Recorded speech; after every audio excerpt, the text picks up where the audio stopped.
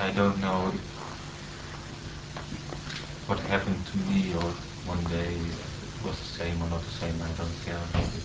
But I was really afraid for dying and also not being able to breathe anymore. And as soon as I feel something coming up like that, I'm scared to death. Yes, that prevented the possibility of the physical body going through the process of actual physical dying. The body has to go through it because every thought that everybody felt before you, every experience that everybody experienced before you, every feeling that everybody felt before you, all that is part of your being. So you can't come into your own unless the whole thing is completely and totally flushed out, if I may use that word, out of your system. See, that is something which you cannot do or make it happen uh, with any effort or volition of yours. Yes. So when the time comes, you see, you may not have asked for it, you see. So, You may not have asked for it. You would never ask for the end of you yes. as you know yourself, as you experience yourself. Sometimes it does happen, you see. So the fear of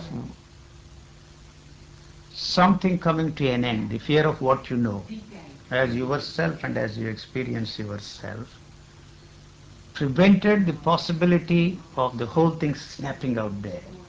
You see, and you are lucky enough, you see, that would have happened and the whole thing would have fallen into its natural rhythm, which is discontinuous and disconnected.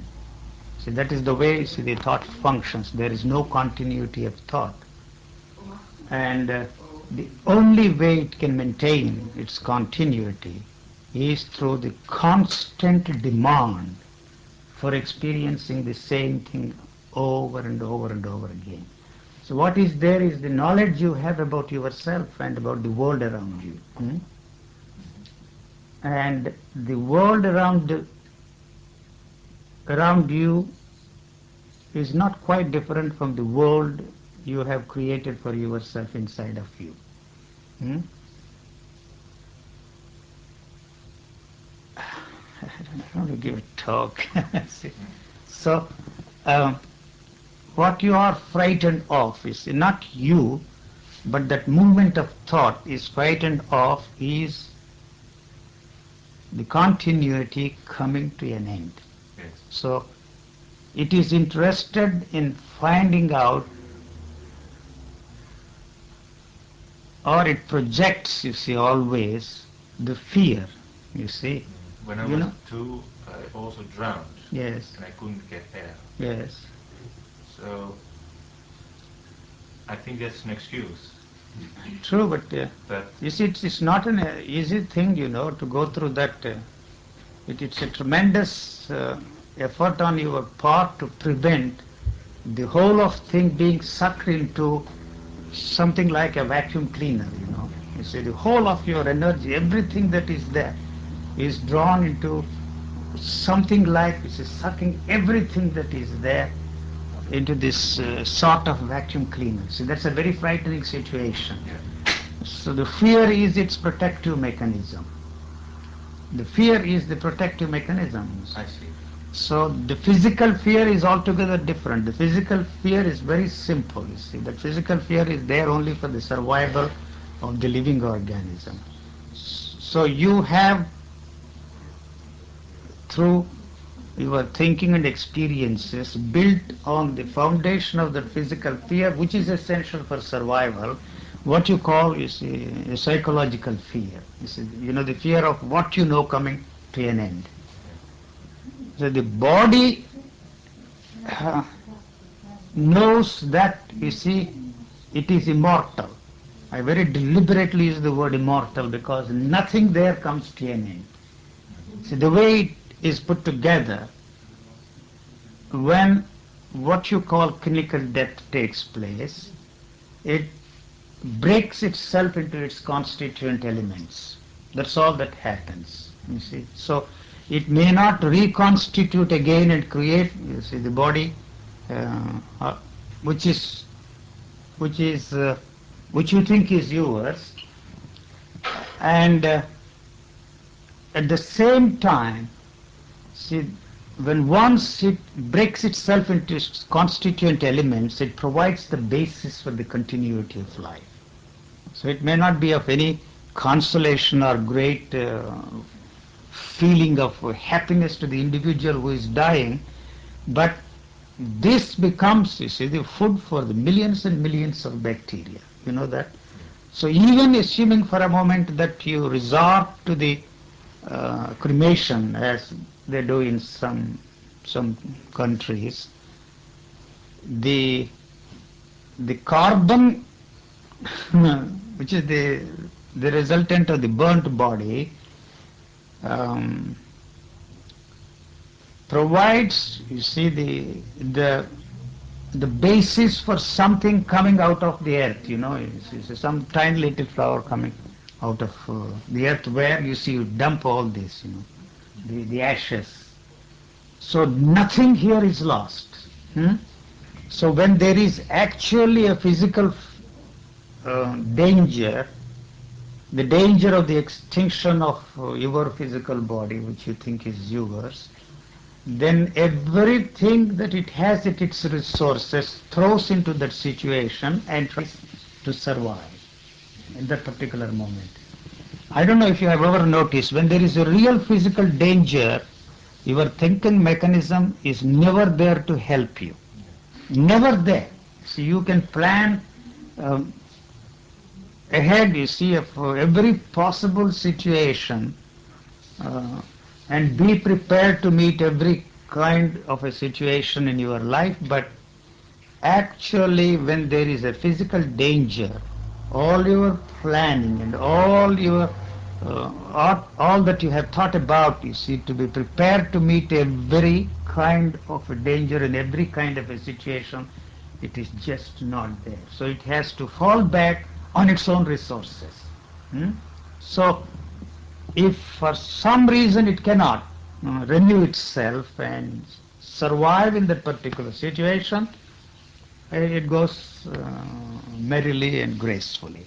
So it knows nothing is lost. So this living organism is not interested in the continuity in terms of years.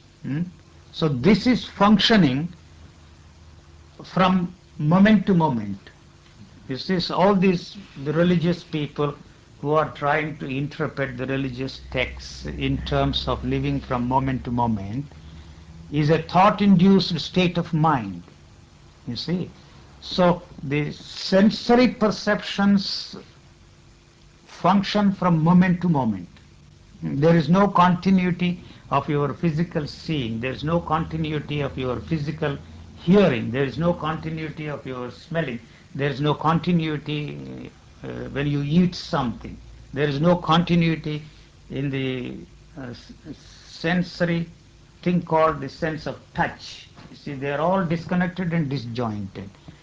But the thought, in its interest to maintain itself and to continue without any interruption, demands these experiences all the time. You see, that is the only way it can maintain its continuity.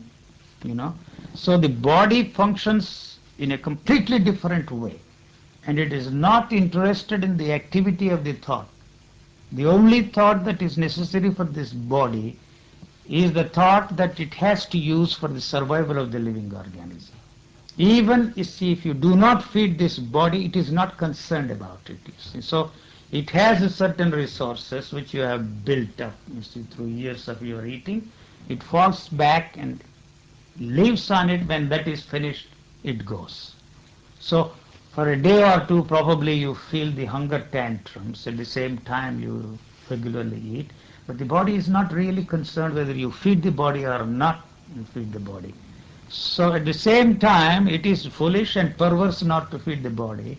hoping that, you see, will attain some spiritual goals. That's what they do in India. They put the body through all kinds of stresses and strains, torture it, because they feel that through this um, endurance, they will be able to achieve whatever their spiritual goals may be.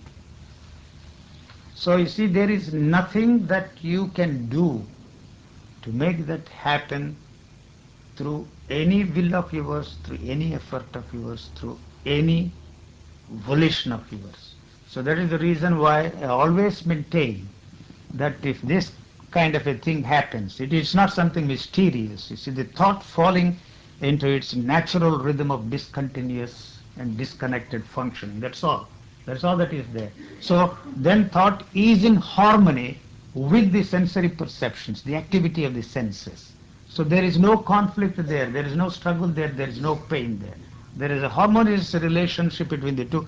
Whenever there is a need for thought, that thought is always there to act, you see. So the act that this body is interested in is only the action that is essential for the survival of the living body. And it's not interested in any ideas you have about, you see, your religious goals or material goals. It's not at all interested. So there is always, you see, this constant battle between these two things. So the thought is not something mysterious. This is what the culture has put in there, which is, of course, society. They are not different, culture and society. And the society is interested in continuity, in permanence. It is interested in status quo. So it is all the time maintaining that status quo. So that is where the thought is helpful for the society. And it says if you don't act that way, if you don't think that way, you become, you see, antisocial, because all your actions will become, you see, thoughtless, impulsive actions. So it is interested in channeling every thought of yours in that particular direction which maintains the status quo of the society.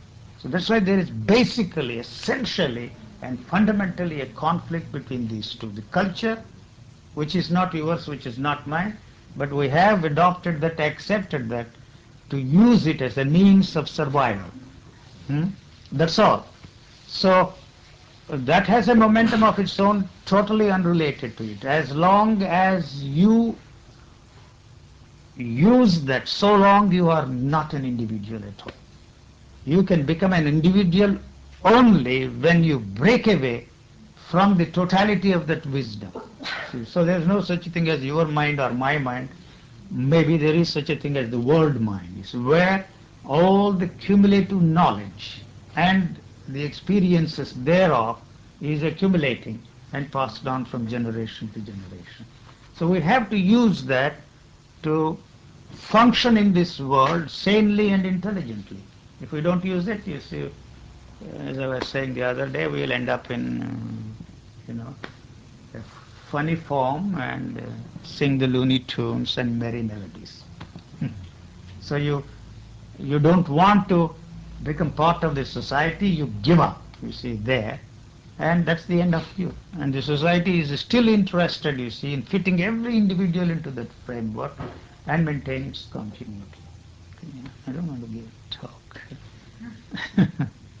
So I don't know if I have made myself clear. That's the reason why I'm all the time emphasizing the physical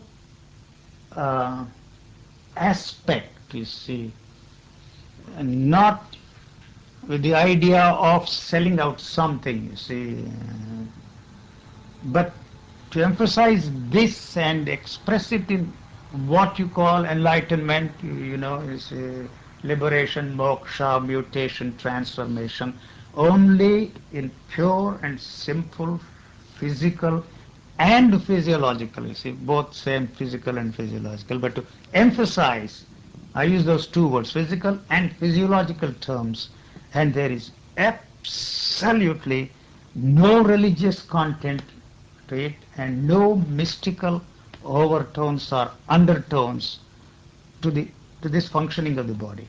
But unfortunately, for centuries, they have interpreted the whole thing in some religious terms, and that has created the misery for us all. So the more you try to revive or see, push it through the back door when there is no interest in the religious life of the man, you are only adding more and more to the misery.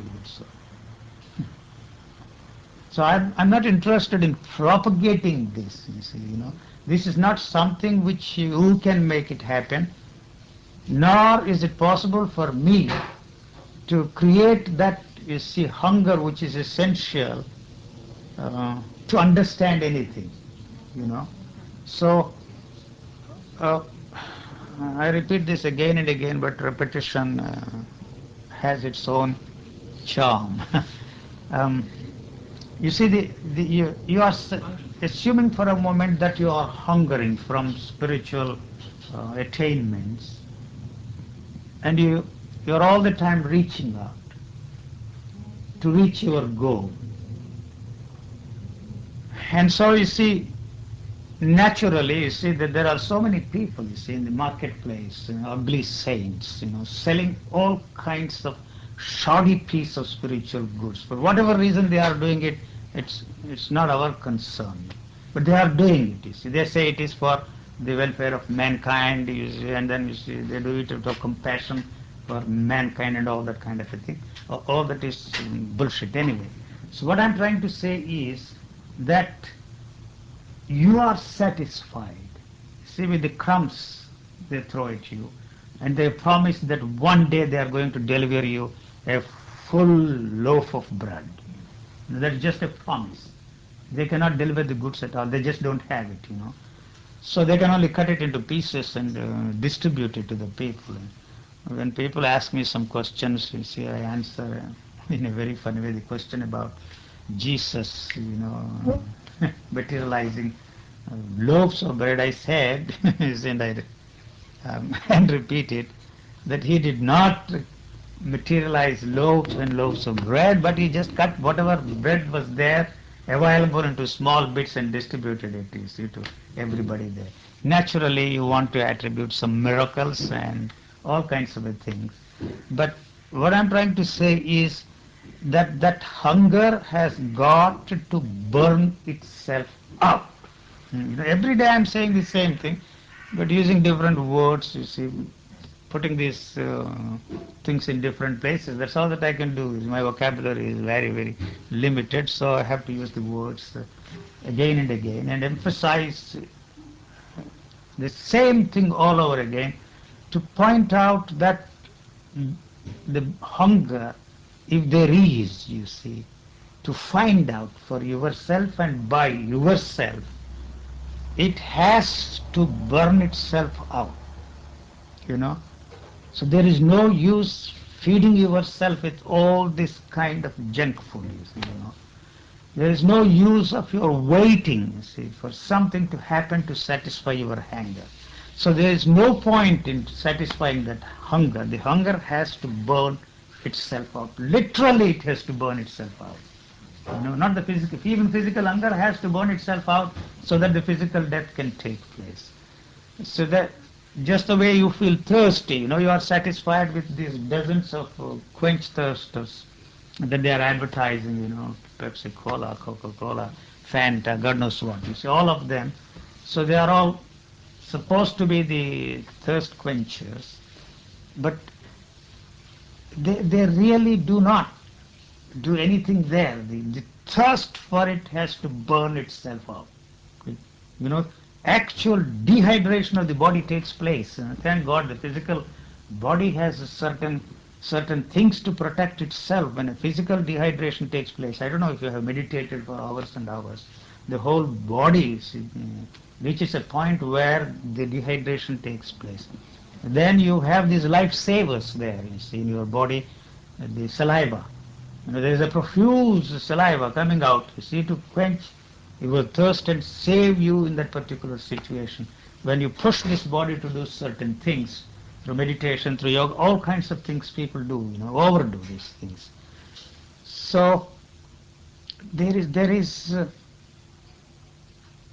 one thing that I'm emphasizing all the time, you see, it is not because of what you do or what you do not do that this kind of a thing happens, and why it happens to one individual and not another.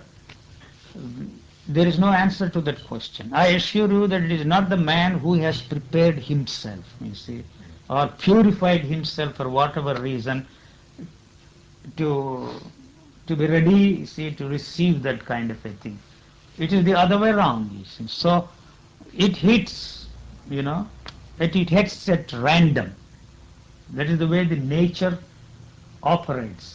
Lightning hits you somewhere, you see, it is not interested, you see, whether it is hitting, you see, a tree that is blooming, or if it has fruits, it is helping, you see, the people in providing shade, etc. But it just hits at random in exactly the same way. It happens to a particular individual, and that happening is acausal. Acausal. It has no cause. There are so many things happening in nature which cannot be attributed to any particular cause. So you were interested in studying the lives of the people, or the biographies of those people who you think who got enlightened or godmen or some such thing, is to find out, you see, a clue as to how it happened, you see, to them, so that you can use that, you see, whatever technique they use, then make it happen to you. That's all. That is the interest. You see, those people are giving you some techniques, some systems, some methods, which don't work at all. They create the hope that somehow, through some miracle, one day, you see, it is going to happen to you, but it will never happen. So I have said my my piece. And I have to repeat this again and come to it from 10 different angles, depending upon the nature of questions which you throw at me, but all questions are exactly the same as I said yesterday. Because the questions spring from the answers you already have. You know, the answers given by others are not really the answers. I am not giving any answers to you. See, if I am foolish enough to give you the answers, you have to understand that, you see, this is the very answer which you think is the answer, is destroying the possibility of that question disappearing. You know, you have to take my word. I don't care if you take my word or not, that such questions never occur to me. You know, I have no questions of any kind except the questions I need to ask somebody. See, where can I rent a car? What is the quickest way to go to Brussels? And you see, such questions, you know, which way to Rotterdam, this road or that road, that's all. You see, there are people always to help you. But those questions have no answers. You see, when this dawns on you, such questions have no answers. And as a matter of fact, those questions spring from the answers you already have. So what is necessary in that situation is the complete and total blasting, you see, of the answers that you have. That is something which you cannot make it happen. It is not in your hands. So the situation you think is hopeless, but it is not hopeless. The hope is here. See, the hope is not there. You are waiting for something to happen tomorrow. Tomorrow nothing will happen. Whatever has to happen, that has got to happen, you see, now. And the possibility of that happening now is practically and well nigh impossible, because the instrument which you are using is the past. So unless the past comes to an end, there can't be any present. The now, the present moment. And that present moment is something which cannot be captured by you, cannot be experienced by you. You see? So even assuming for a moment that the past has come to an end, you have no way of knowing that it has come to an end. You see? So then there is no future for you at all. There may be a future. Tomorrow you will become boss of your company in which you are working. I don't know. The school teacher becomes the head of the institution, and professor becomes the dean. You see, that possibility is there, but you have to put in a lot of struggle. That takes time. So you are applying the same technique. You see, that is the only thing, that instrument which you are using to realize whatever you are interested in, and so it puts it there in the future. So it has produced tremendous results in this world. So how can that instrument be not the instrument to achieve your spiritual goals, if there are any spiritual goals you have before them? So that is not the instrument, obviously, because you have tried, you have done everything possible. Even those who are burning with hunger, they find it. You see, it's impossible. In India, everybody, tried this. You won't believe that. Not one was lucky enough. So whenever such a thing happened, it happened to those people uh, who had given up completely and totally all their search. That's an absolute requisite for that kind of a thing. The whole movement has to slow down, and come to a stop. But anything you do to make it stop is only adding momentum to it. That's really the crux of the problem. So what you are interested in doesn't exist. It's your own imagination based upon the knowledge you have about those things. And so there is nothing that you can do about it. You are chasing something that does not exist at all. I can say that, until the cows return home. I don't know when they return home here for the kingdom come, but that kingdom will never come. So you keep on going, hoping that somehow, you will find some way of achieving your goal. So your interest in attaining that for the purpose of solving your day-to-day problems is a far-fetched idea, because that cannot be of any help to you to solve your problems.